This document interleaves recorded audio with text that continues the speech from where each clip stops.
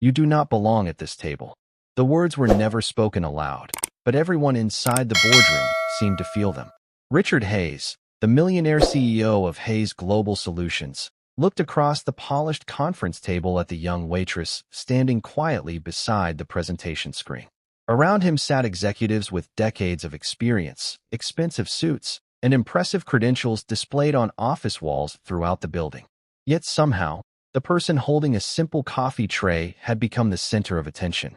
The question came calmly, almost casually. "Do you even have a degree?" For a moment, the entire room stopped moving. The clicking of keyboards faded. Conversations disappeared. Every executive looked toward the woman wearing a black apron, waiting to see how she would respond. But what happened next was something nobody in that boardroom expected. Hello, everyone, and welcome to this story. Today, we are stepping into a moment where assumptions are challenged, where appearances reveal less than the truth, and where one quiet answer changes the way powerful people see the person standing in front of them.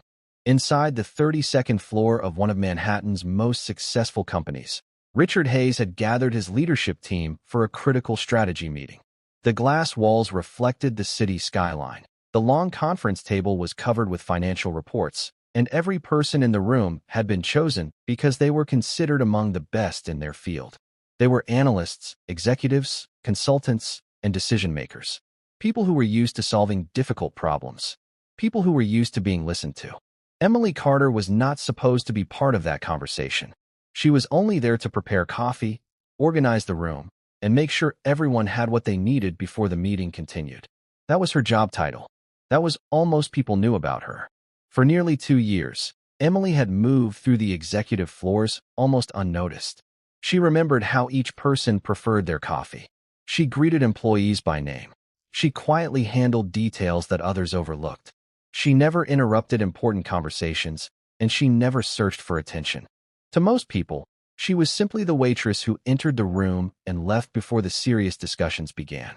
But on that morning, something changed. A financial presentation had reached a point where even the company's most experienced leaders could not find the answer they needed. The numbers did not align. The strategy did not make sense. Everyone had an opinion, but nobody had a solution.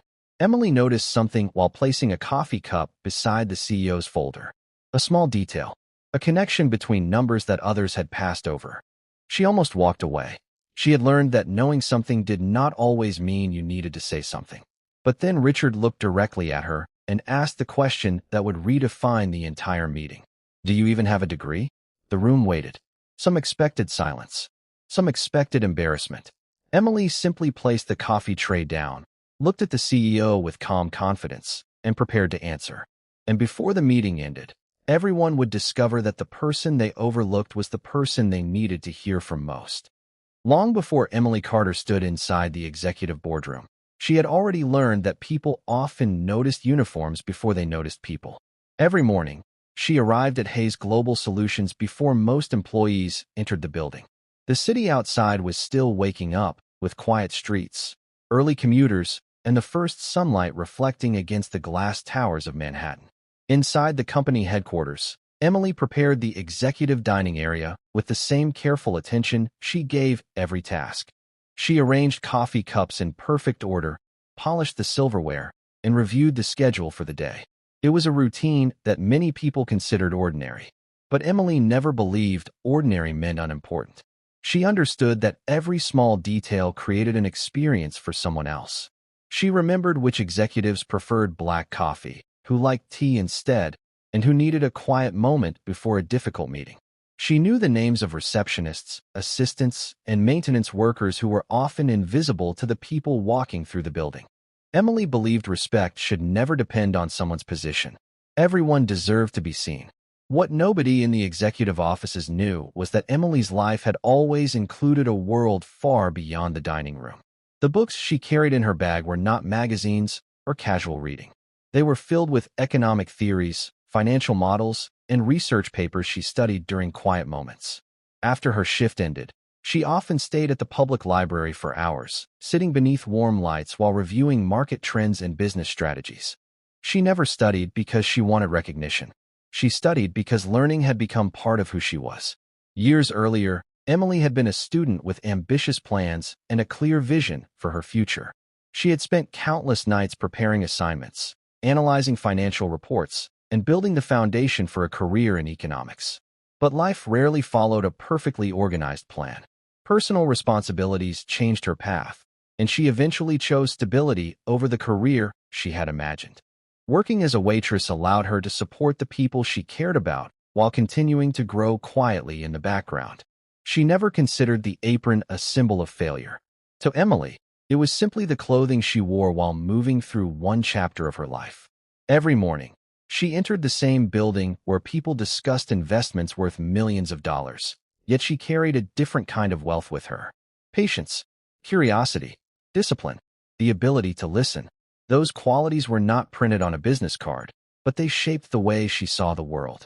On the day of the board meeting, Emily had no intention of becoming part of the conversation. She planned to serve coffee, organize the room, and leave unnoticed as always.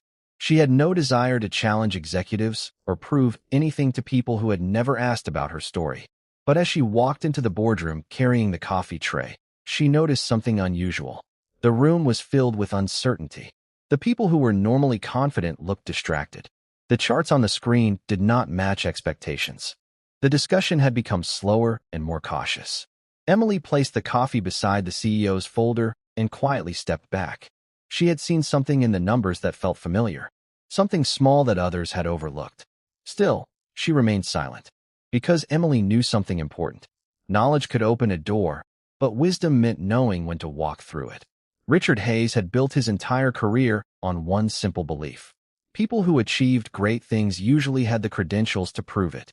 For more than 20 years, he had watched talented employees rise through the company, negotiate complex deals, and lead important projects. He believed preparation created confidence, and education created a foundation for success. It was not arrogance that shaped his philosophy. It was experience. Every major decision he made as the CEO of Hayes Global Solutions carried consequences that affected thousands of employees and millions of dollars in investments. Richard understood that every choice required careful judgment. That was why he valued expertise so highly. His office on the 32nd floor reflected the same mindset. The walls displayed photographs from major company milestones, awards from industry organizations, and framed certificates representing years of dedication. His desk remained organized with precision, holding only the documents that mattered most. A leather notebook, a silver pen, a cup of black coffee that often remained untouched during long meetings. Richard was known among his employees as a demanding leader, but also as someone who respected people who could deliver results. He did not care about appearances alone. He cared about proof. In his world, qualifications opened the first door, and performance decided whether someone stayed inside. That morning, as he entered the boardroom, he expected another routine strategy discussion. The room was already prepared. Executives had taken their seats. The large presentation screen displayed financial forecasts, market analysis, and projections for the company's next major expansion. Around the table sat some of the most experienced professionals in the organization. The chief financial officer reviewed reports. Consultants adjusted their notes. Senior managers prepared to answer questions. Richard stood at the front of the room, looking over the information with the same focused attention he brought to every important decision. He had built a reputation for asking difficult questions because he believed comfortable conversations rarely created meaningful improvements. If something was unclear, he wanted to understand why. If something seemed wrong, he wanted the truth before anyone offered explanations. Yet as the meeting continued, even Richard began noticing that something was different. The numbers on the screen did not create the confidence everyone expected. The growth projections appeared strong, but certain details did not align with previous company performance. The financial team offered explanations. The consultants suggested adjustments. Each answer sounded reasonable, but none of them completely solved the problem. Richard listened carefully, tapping his pen lightly against the notebook in front of him. He respected the people around the table, but he also knew that experience could sometimes create blind spots. When a group of intelligent people looked at the same information for too long, they could all miss the same small detail. Outside the boardroom, Emily Carter continued preparing coffee. unaware that the meeting was reaching a point where every expert in the room was searching for something they could not find. Richard looked toward the presentation screen again, searching for clarity among the numbers.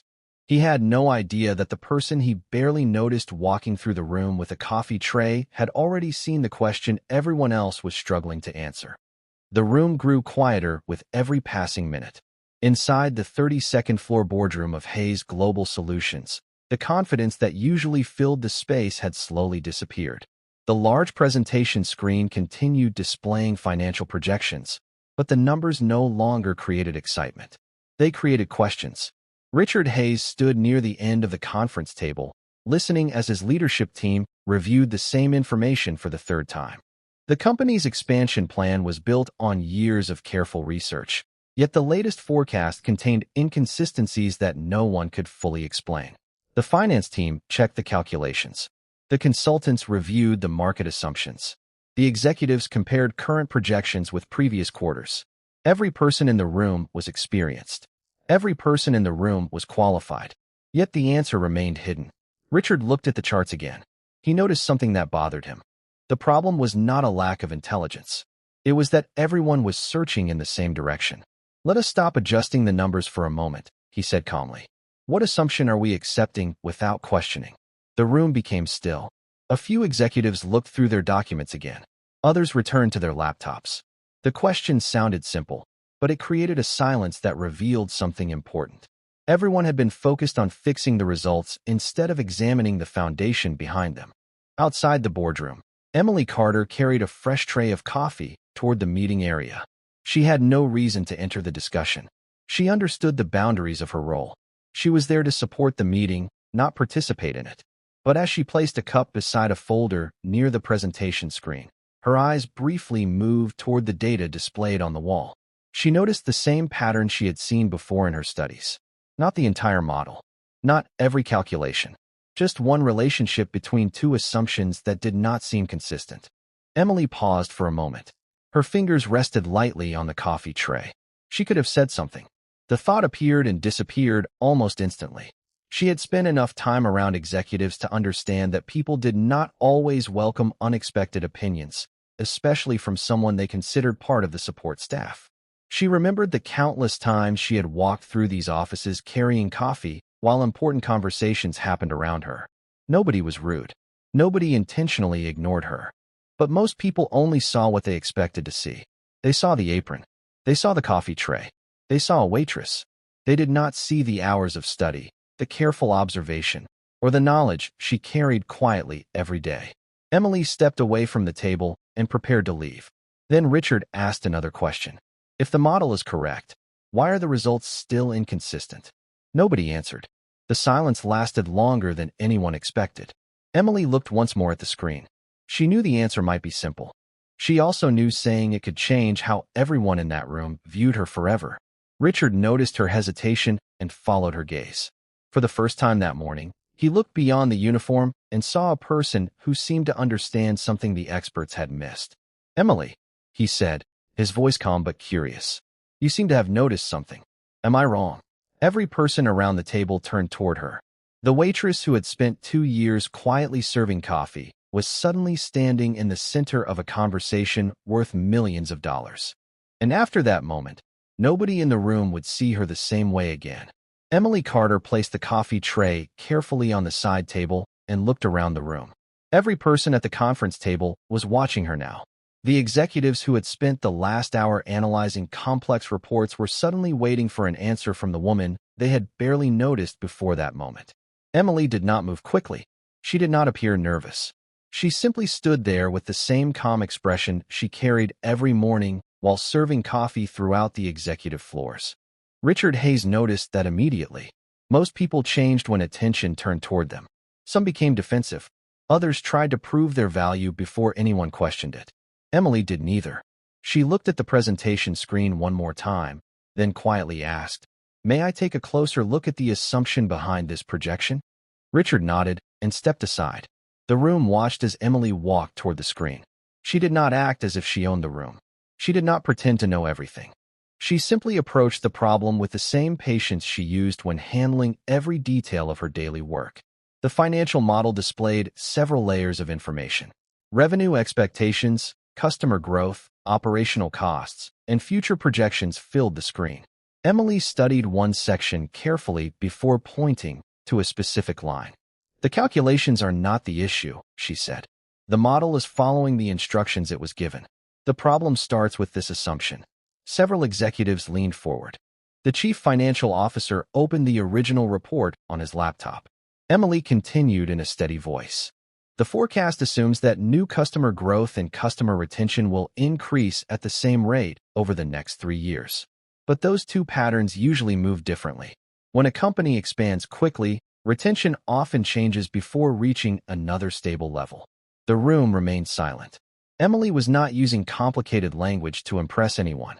She was explaining the problem clearly enough for everyone to understand. Richard looked at the screen, then back at her. "You are saying the formula is correct, but the expectation behind the formula is wrong?" he asked. Emily nodded. "Exactly. The model is not failing. It is accurately showing the result of an unrealistic assumption."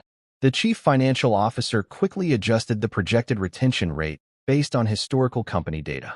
The numbers refreshed across the screen. For several seconds, nobody spoke.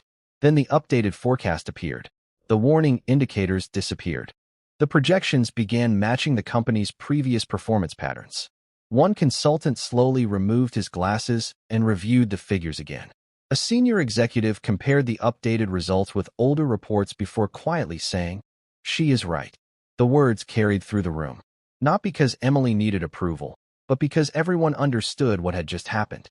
A problem that had challenged a group of experienced professionals had been identified through careful observation and a simple question. Richard looked at Emily with a different expression now. The question he had asked earlier was no longer about her qualifications. It was about how someone with such knowledge had remained unnoticed for so long. Emily returned the remote control and stepped back. "I hope that helps with the meeting," she said politely. She reached for the coffee tray again, ready to leave the way she had entered. But the room had changed.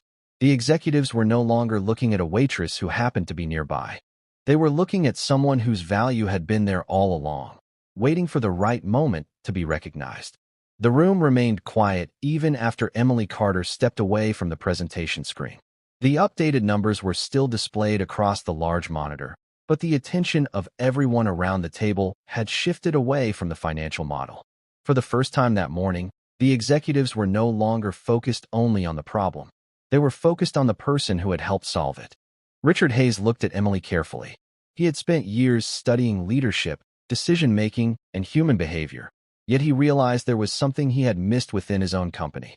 He had known Emily as the waitress who prepared coffee before meetings. He had never taken the time to ask what existed beyond that role. "Emily," Richard said, "may I ask where you learned to analyze something like this?" Emily paused beside the coffee tray. She understood that the question was different now. It no longer carried doubt. It carried genuine curiosity.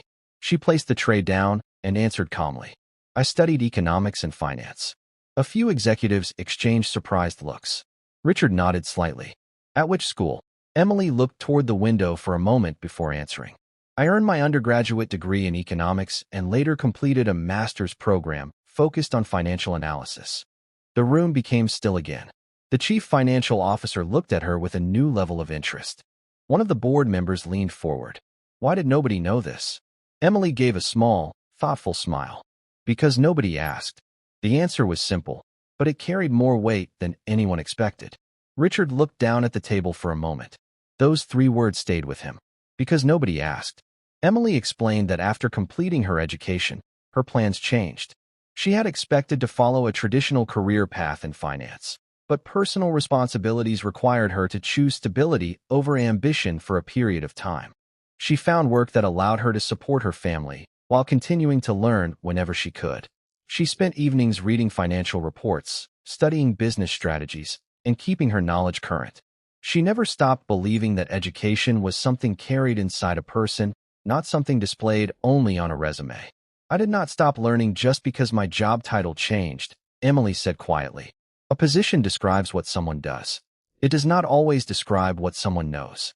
Nobody interrupted her. There was no dramatic announcement, no attempt to gain sympathy, and no desire to make anyone feel guilty. Emily simply shared the truth. That honesty made the moment more powerful. Richard glanced around the room at the executives who had spent years evaluating people through interviews, applications, and professional backgrounds. All of them understood qualifications. But now they were facing a different lesson. Qualifications were only visible when someone was given the opportunity to show them. The meeting continued afterward, but the atmosphere had changed completely. Executives who once looked past Emily now greeted her differently. They asked questions. They listened. They recognized her presence. Richard remained thoughtful throughout the rest of the discussion. The financial issue had been solved in minutes, but another issue had taken much longer to recognize. Sometimes the greatest talent inside an organization is not hidden because it lacks ability. It is hidden because nobody takes the time to look beyond the surface. And that morning, the boardroom learned that the quietest person in the room could sometimes carry the most valuable perspective. The investor presentation arrived later that afternoon, and the boardroom that had once been filled with uncertainty was now filled with confidence. The updated financial model answered every question the investors brought forward. The strategy was clear. The projections were supported by realistic assumptions. The executives who had spent the morning searching for answers now presented those answers with certainty. Yet for Richard Hayes, the most important lesson from that day had nothing to do with numbers. It was sitting quietly beside him in the form of a question he could not ignore. How many other people had he overlooked because he only saw their position instead of their potential? After the meeting ended, Richard remained in the boardroom for a few extra minutes. The city lights had begun reflecting against the glass windows, and the once busy room had become peaceful again. He looked at the coffee cup that Emily had placed beside his folder earlier that morning. A small detail, something ordinary, but now it represented a much larger realization. Emily had never needed to prove that she was valuable. She had already been valuable. The only thing that changed was that people finally paid attention. The next morning, Richard asked Emily if she could join him for a brief conversation. They met in a smaller conference room away from the busy executive floor. There were no board members, no presentations, and no audience. Just two people having an honest conversation. Richard looked at her with a level of respect that was completely different from their first interaction. "I want to apologize," he said. Emily listened quietly. Richard continued, "When I asked about your degree, I thought I was asking about your qualifications. But I realize now that I was making a judgment before I understood your story." Emily did not interrupt. She allowed him to finish. Richard explained that leadership was not only about identifying talent. It was also about creating an environment where talent had a chance to be seen. He admitted that he had spent years searching for impressive backgrounds, while sometimes overlooking quiet capability already inside the company. "You showed me something important," Richard said. "A person's value is not always announced. Sometimes it is revealed when someone finally listens." Emily appreciated the apology, but she did not view the moment as a victory. She had never wanted to embarrass anyone or prove that she was better than the people around her. She only wanted the opportunity to contribute when she knew she could help. "I think everyone deserves to be judged fairly," Emily replied. "Not because of their job title, but because of what they bring to the table." Richard smiled because her answer revealed exactly why she had earned his respect. Her intelligence had solved the problem in the boardroom, but her character had changed the way he viewed leadership. Before they finished the conversation, Richard offered Emily an opportunity to work with the company's strategy team on future projects. It was not offered as a reward or a favor. It was offered because her abilities had been recognized. Emily looked at the proposal carefully. She appreciated the opportunity, but she also understood the importance of earning trust through consistent work. She accepted the challenge with one condition. She wanted to be evaluated the same way as everyone else. Richard agreed immediately.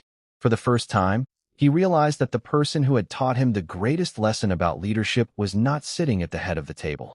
She had been walking through the room, carrying a coffee tray all along. The following weeks brought a quiet transformation inside Hayes Global Solutions. There were no dramatic announcements, no sudden changes in the way people worked, and no attempt to turn Emily Carter into a symbol overnight. Instead, the change happened through small moments. A question asked during a meeting, an idea considered more carefully, a conversation where someone who was usually silent finally felt comfortable speaking. Emily joined the strategy team gradually, taking part in projects where her analytical skills and thoughtful approach could be tested through real work. She never entered the office expecting special treatment. She arrived early, prepared thoroughly, and approached every assignment with the same discipline she had shown while carrying a coffee tray through the executive floors. The difference was that now people were paying attention. They noticed the way she studied information before responding. They noticed how she asked questions that revealed hidden challenges. They noticed that she never tried to appear smarter than anyone else in the room. Her goal was not to prove she belonged. Her goal was to contribute something valuable. Richard Hayes watched this change from a distance. As CEO, he had spent years observing employees compete for recognition. Many people wanted their achievements to be visible. Many wanted others to know what they had accomplished. Emily was different.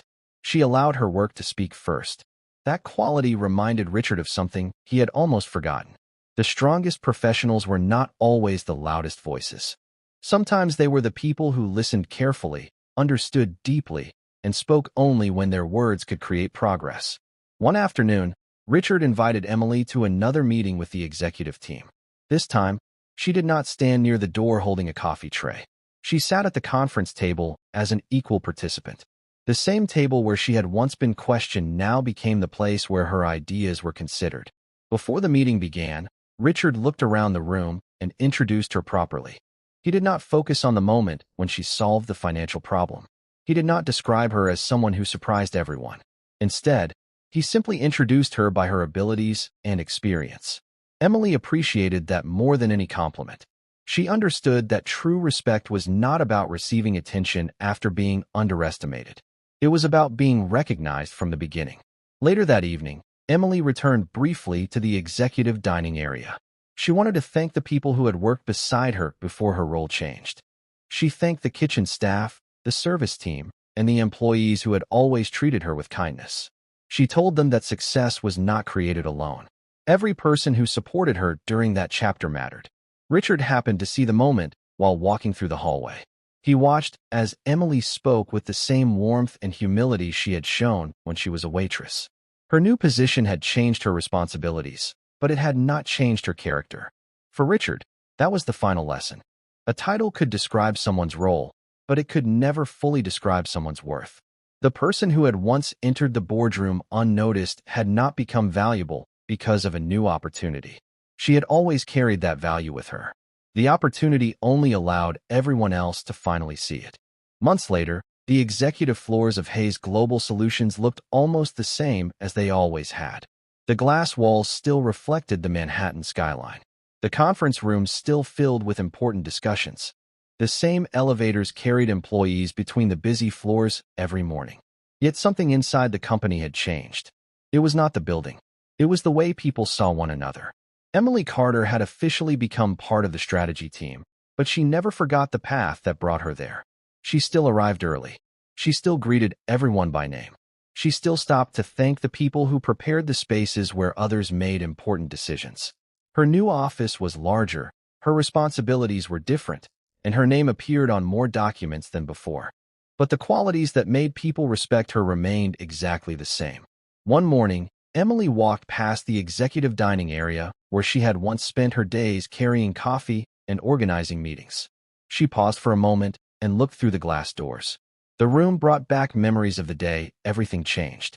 She remembered standing beside the presentation screen while dozens of experienced professionals watched her carefully. She remembered the uncertainty in the room.